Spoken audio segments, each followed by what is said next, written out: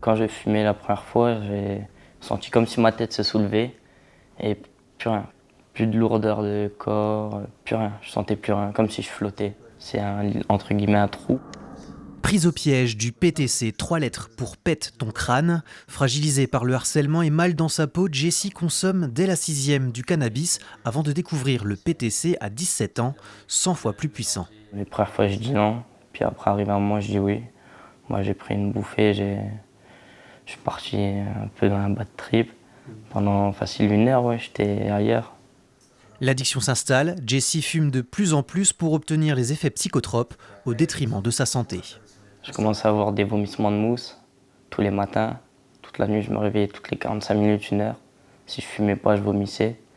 Le matin au réveil, pendant 5 minutes dans mon lit, il fallait pas que je me retourne, rien. Je me réveillais, je cherchais ma vape. Pendant 5 minutes, je fumais.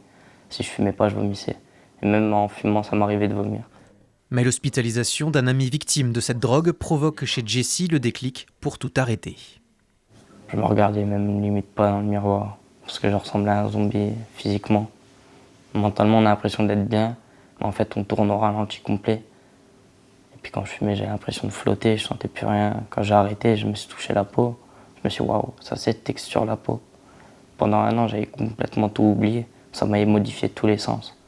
Depuis 2 ans, l'adolescent est sobre, la fin d'un long chemin, y compris pour sa famille. Avec le PTC, on avait l'impression qu'il était plus conscient du tout, qu'il était plus là en fait. Oui, vraiment, c'était un peu un zombie, quoi. Ouais, c'est dur de voir son enfant comme ça et de pas pouvoir l'aider, quoi.